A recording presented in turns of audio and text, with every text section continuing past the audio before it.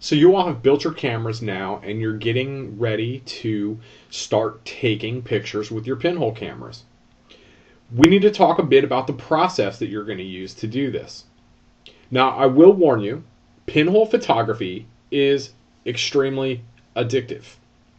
You are going to be amazed at the fact that you are taking pictures with a cardboard box that has a tiny hole in it.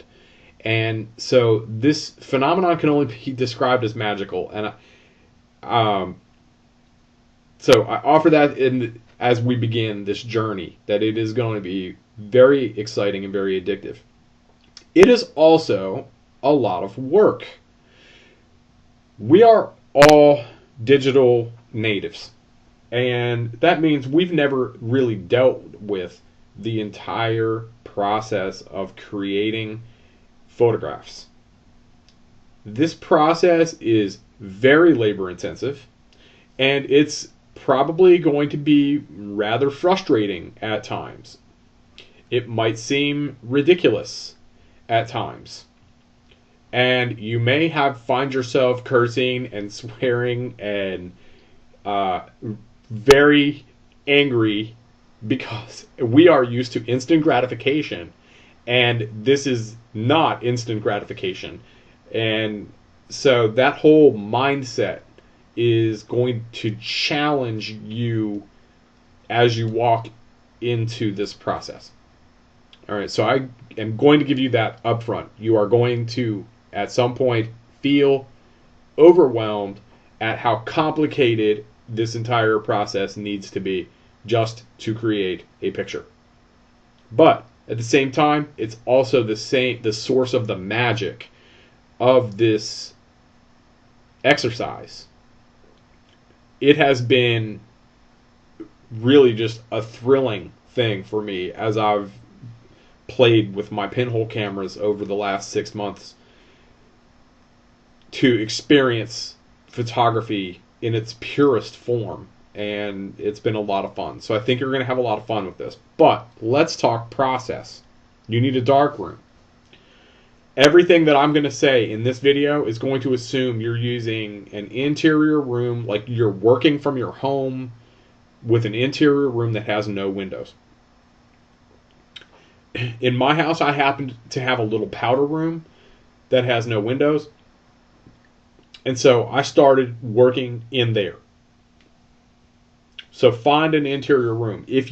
Worst case scenario, if you don't have an interior room, then your work is cut out for you, but you need to identify a room at that point, and then you have to just tape up the windows or get light blocking super thick curtains, or you could even use a couple layers of cardboard boxes to cover the windows. You have to keep the light from coming in.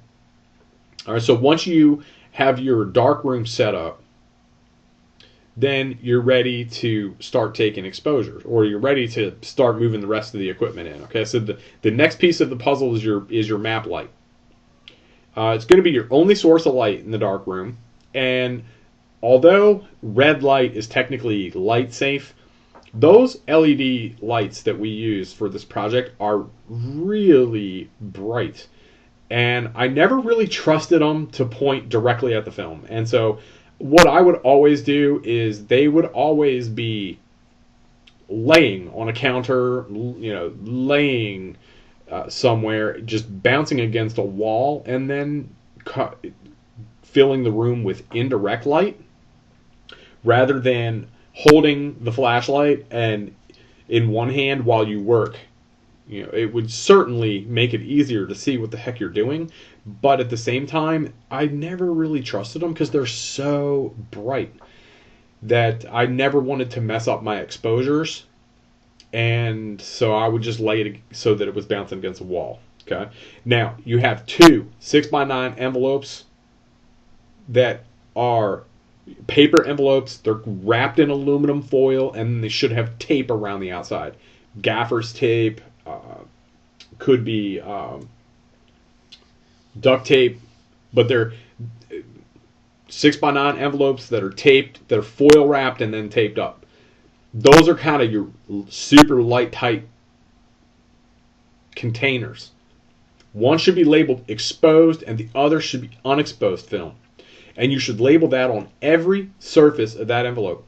Front, back, label the flaps, label everywhere that that you can with exposed and unexposed. Big, bold letters. Sharpie with big letters so that you can clearly read that in a dark room, because you're going to be fumbling around. It's going to be rather dark in the room, and if you're working inside, outside, you go outside, your eyes get all used to the outside. Then you come back inside. All of a sudden, your dark room now is really dark. So make sure your bags are labeled clear, big font, so that it's easy to read in very low light. You don't want to have happen what I had happen to me, where I was shooting for a couple of hours and then suddenly realized I was putting a piece of exposed film back into the unexposed bag, because I had only labeled the unexposed bag on one side. And then I started second guessing myself, like, how long have I been doing that? And it turned out several of the shots from that whole shooting day were completely unusable. So it must have been because I was re-exposing a film that had already been exposed by taking it out of the wrong bag. So can't stress that enough. Make sure they're labeled clear on all sides, that you know which bag you're taking film in and putting it, which one you're taking it out of and which one you're putting it into. So as you pull an unexposed film out of your unexposed envelope, write on the back with a Sharpie. Red Sharpie. Okay, black Sharpie is not going to work here. What happened, I used a black Sharpie at first, and it's really strange, but I had some issues with like ghosting, where it actually kind of showed up in the exposure of the picture. So black Sharpie is out. Can't use that for writing on the back, but use a red Sharpie to label the back of your photos with your initials and a number. So I'm Tom Feist. I would do TF1, TF2, TF3, and so forth as I do my exposures for that day. And then make sure you take notes about what each exposure was. So if you load film in for, say, TF1, and it was a garden statue and it was taken for X seconds, that way, number one, you know what it was. So if you get 10 exposures and you're developing them and you realize, wow, that one totally didn't turn out at all, what was it supposed to be a picture of? Oh, that was the one where I took a picture of my car. You write down what it was that you took, and then how many seconds did you expose it for. And you might want to include other information as well, such as what were the lighting conditions? Was it full sun, or was it partly cloudy? Was it overcast? That way you get to realize what works and make adjustments for when you do future iterations of this project. Okay, so we've got some other notes, things that you should know as you start out to take pictures. Your exposed film is white. Okay, you can't see anything until development. So don't expect that you're going to be able to see a negative picture right away, because it's actually not like that at all.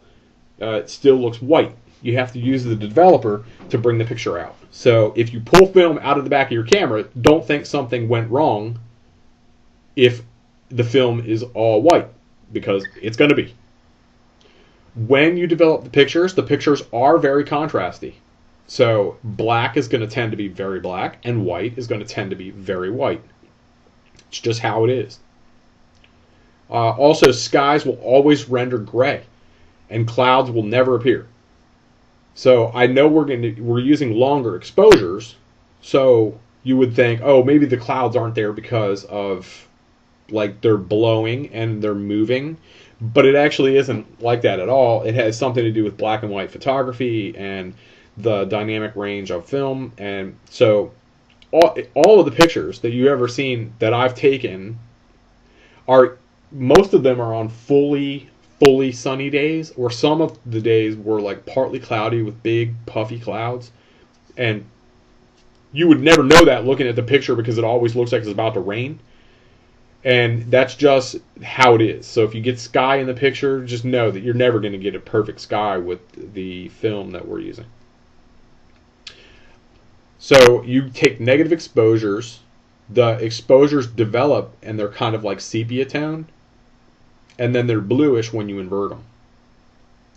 They're inverted and backwards when they're brought into the software. They're also upside down, but that doesn't even come into account because you can simply rotate the picture in your hand. But the camera is actually taking the picture upside down. Just kind of a interesting aside there. So when you do get the images, we'll talk about what they look like and how you process them a little bit. And this is diving into a little bit of the after process. So I'm just going to go quickly here because this is going to be another subject of another video. But I've scanned it in. I'm going to go to invert. Okay, that gets the color scheme, or it gets the colors correct. But now I'm going to go to image rotation, and I'm going to flip horizontal. Okay, now it has the right orientation. And now I'm going to go to mode grayscale. And what that'll do is just get rid of that blue cast and make it truly kind of a truly black and white photograph. All right, so now let's talk a little bit about some exposures. What I have found is bright sun, about 30 seconds is what creates a pretty decent exposure. Partly cloudy, you got some sun, you've got some big puffy cotton ball clouds, maybe you've got the exposure set up and then along comes a big puffy cloud and gets in front of the sun. You're looking at about 45 seconds minimum for a situation like that. And if the sun goes behind a cloud for a long time, just keep on exposing.